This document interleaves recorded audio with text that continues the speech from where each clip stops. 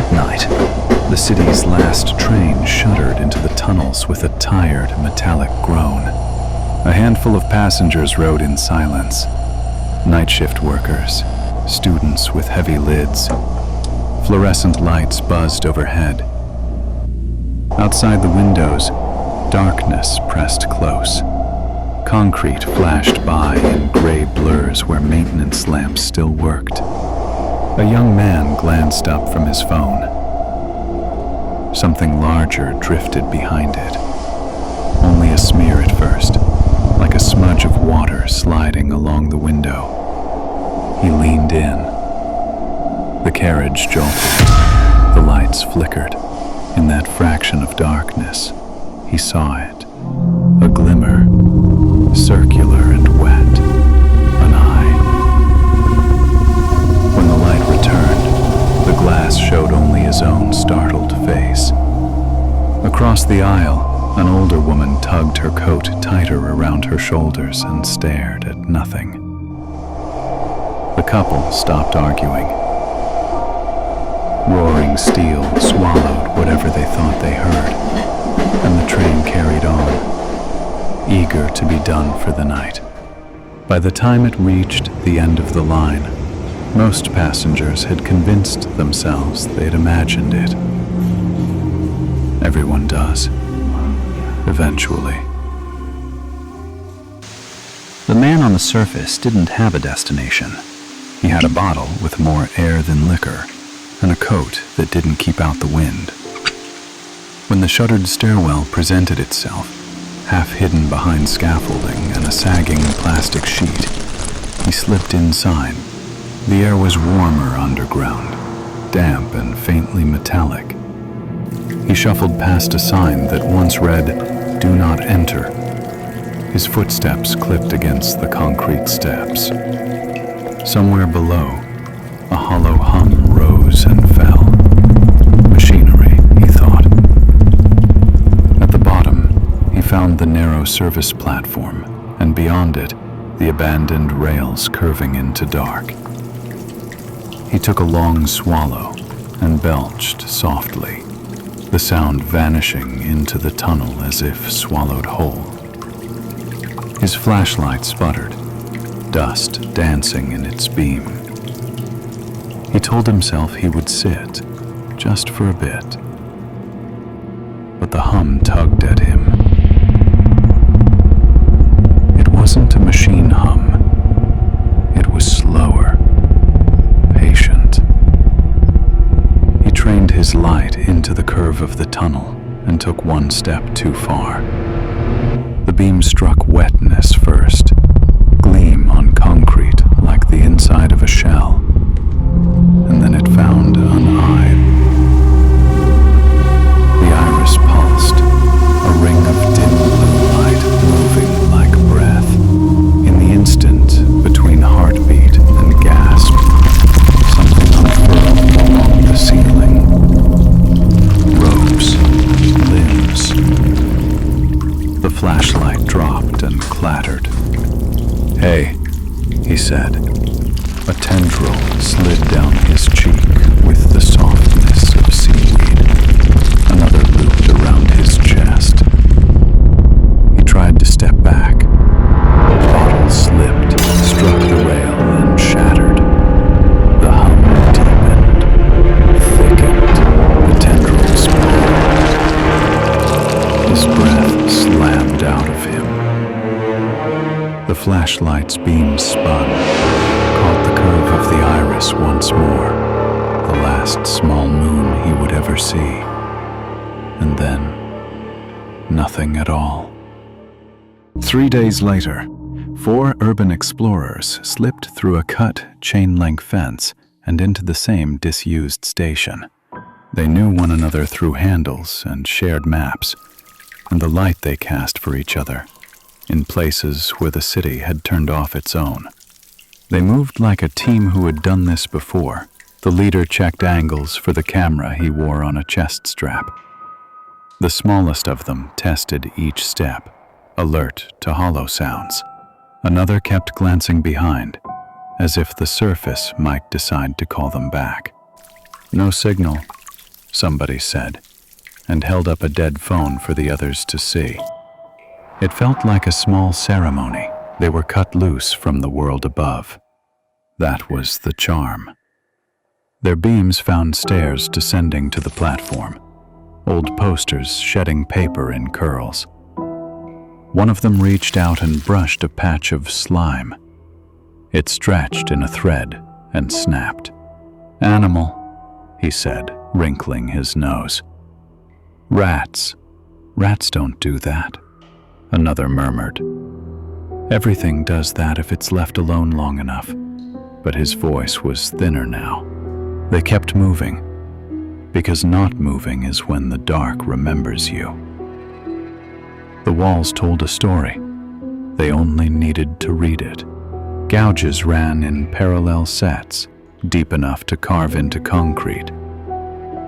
Something had dragged itself here, or carried its weight along bolts and brackets with more patience than haste. A cable trough was split.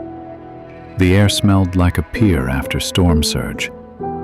They stopped at the mouth of a maintenance tunnel, thinner than the main line, lined with pipes. The hum arrived then. It vibrated in the teeth, settled in the throat. They saw movement in a place the air itself should have been still.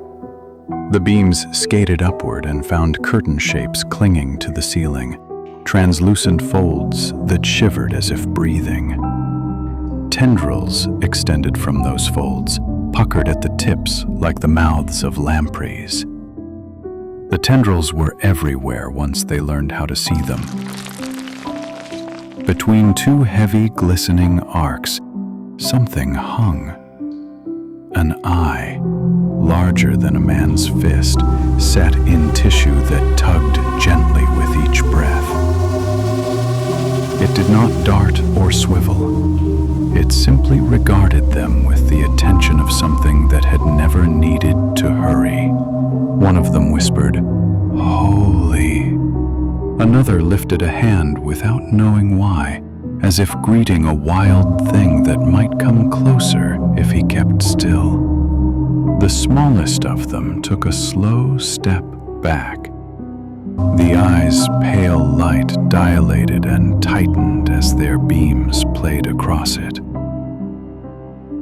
He went forward because someone always does.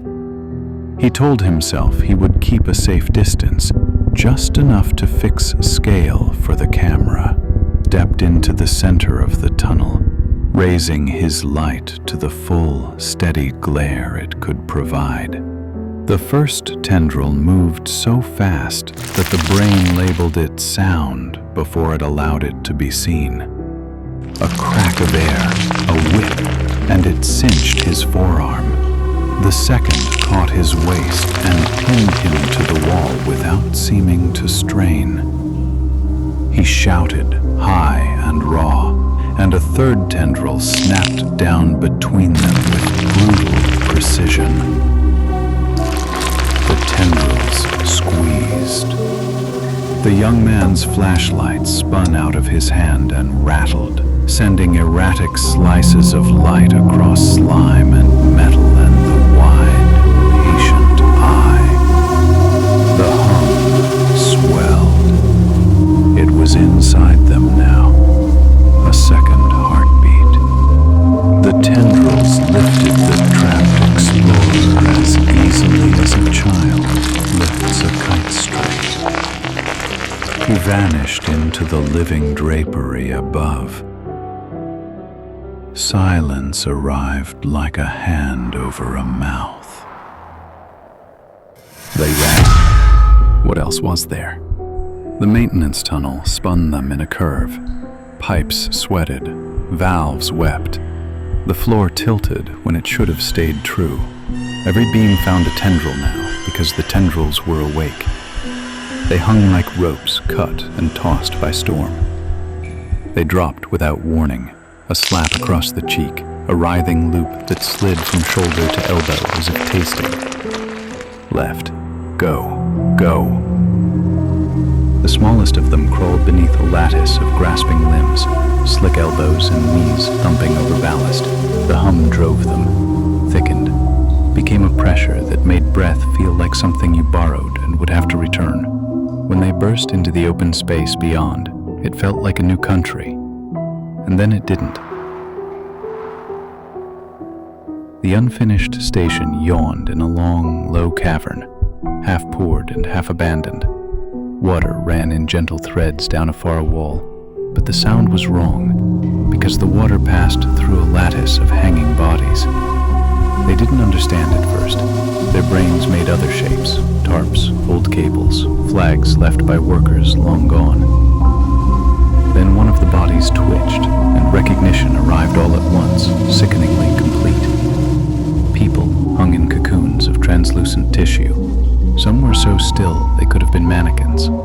Some blinked as if tearing took too much effort. A few moved their eyes, slow and confused, as if trying to understand what they were looking out from. At the center of the cavern, the creature's mass gathered. Veils upon veils of living membrane, rippling as currents of breath pulled through it. Tendrils ran from the ceiling to the floor and back again. The eye, larger here or nearer, watched without blinking. A tendril extended, found the leader's boot, and coiled. He yanked back and slipped free, useless with shock. And then the others were dragging him, even as he tried to pull them forward. The tendrils reacted, not like arms, but like systems. They sprinted for an access corridor. The hum hammered now. Dust drifted from the ceiling in slow flurries, each mote lit by their bouncing beams. A tendril struck the skeptic's shoulder and wrapped, spinning him halfway around. Another took his ankle and lifted. The smallest of them grabbed his hands. For a moment, they made a chain, and then the skeptic smiled with teeth and shook his head. "Run," he said, and leaned into the pole. The tendril lifted the skeptic like a doll. He did not scream. The corridor tilted up. Stairs appeared where they should not be. The city had shifted around its own secrets, and now those secrets spat the last two explorers. They did not speak for a long time. People above them walked by on their way to work. The city resumed its chores. We can't leave them." They told the story to people in uniforms who had learned not to believe stories. They drew maps with shaking hands, marked where the tunnel bent and where the room opened and where the eye hung like a patient star. The uniforms exchanged looks and then went down with bright lights and breathing masks. They found nothing. Not slime, not cocoons, not bodies. He found a cracked flashlight with a dead battery and an empty bottle lodged against a rail. The official report, filed 2 days later, called the event a misunderstanding, compounded by trespass and fatigue. The media called it a hoax for one news cycle, then left it for a crime with pictures. No one believed them.